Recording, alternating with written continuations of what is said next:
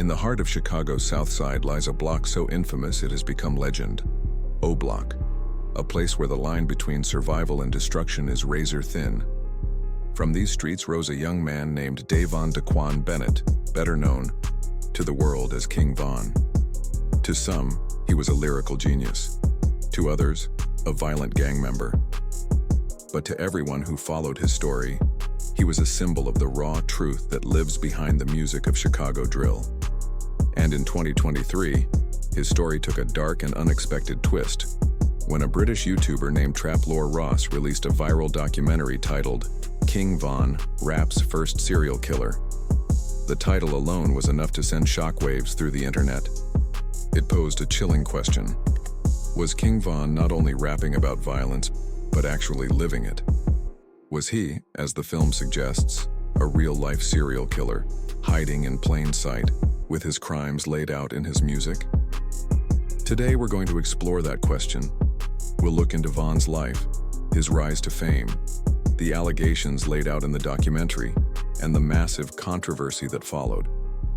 We're not here to pass judgment, but to examine how music, violence, and the internet collide in ways we're still trying to understand. King Von was born on August 9, 1994. His childhood was marked by tragedy. His father was killed when Von was just a boy. Growing up in the Parkway Gardens housing complex, later known as O Block, Von was surrounded by gang activity, police sirens, and a community left to fend for itself. As a teenager, Von joined the Black Disciples gang. He was smart, strategic, and quiet, but he wasn't a bystander. He was arrested multiple times. In 2014, he was charged in a shooting that left one man dead and 2 injured. He spent 3.5 years in jail, awaiting trial, but was ultimately acquitted due to lack of evidence. When he got out, he started rapping. His breakout song, Crazy Story, dropped in 2018 and immediately caught attention. It wasn't just music. It was a vivid, violent narrative that blurred the line between fiction and reality. Von didn't just rap about the streets. He was the streets. Fans loved it. The authenticity, the adrenaline, the unapologetic delivery. He joined Lil Durk's label, Only the Family. More songs followed. Took Her to the O, 3 a.m., Why He Told. Von became a symbol of raw, real rap. He was headed to stardom, but then came the accusations. In April 2023, YouTuber Traplore Ross released a 4-hour documentary titled King Von, Rap's First Serial Killer. The film was long, detailed, and relentless. Ross laid out a timeline of murders and shootings stretching from 2012 to 2020. He argued that King Von was connected to as many as 10 killings, either through direct participation, planning, or celebration afterward. Among the names mentioned, Modell, P5, Bostrel, Lil James, Gakira, K.I. Barnes, Malcolm Stuckey. Some of these were rival gang members, some were teenagers. Most cases were unsolved. But Ross pieced together social media posts, tweets, lyrics, news articles, and police records to build what he believed was a compelling case. Von, he argued, wasn't just telling stories. He was confessing, on beat. For example, in the murder of Gakira Barnes, a female gang member killed in 2014, Von had tweeted back and forth with her days before the shooting. Police questioned him. He was released. Years later, Ross unearthed these tweets and matched them to lyrics in Von's music. Was it a coincidence or a confession? The documentary didn't stop there. It examined videos where Von laughed about people dying. It analyzed live streams where he hinted at being involved in past shootings. Ross didn't claim to have definitive proof, but he argued the pattern was too clear to ignore.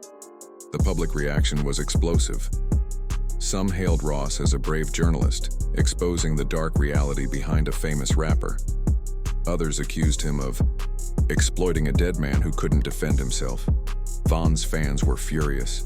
Rappers like Boozy Badazz and DJ Vlad slammed the documentary, calling it disrespectful and irresponsible.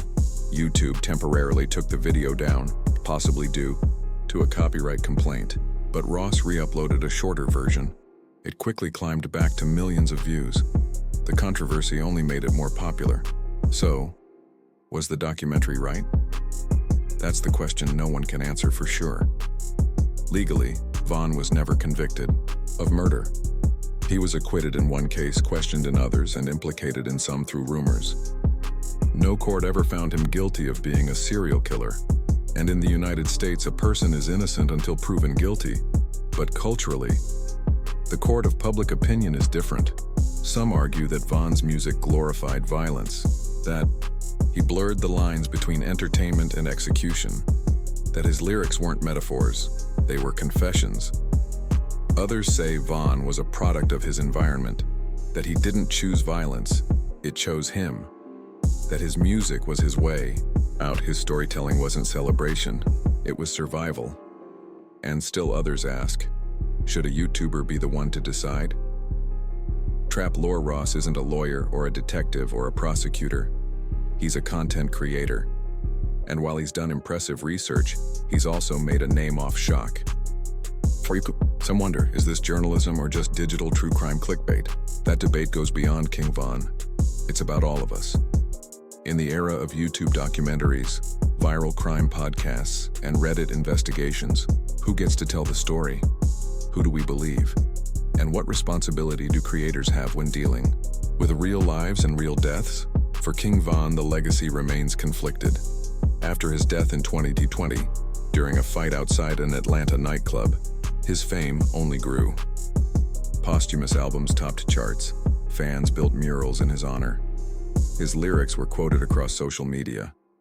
But so were the allegations. To some, he'll always be a legend. To others, a villain.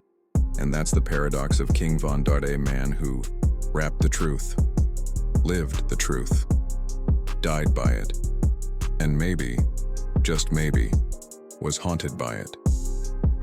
In the end, the question isn't just whether King Von was a killer. It's whether the culture that created him ever gave him a choice. Because when the streets raise you and the industry pays you to tell your story, where does the line between art and reality truly end? Maybe in King Von's case, it never did.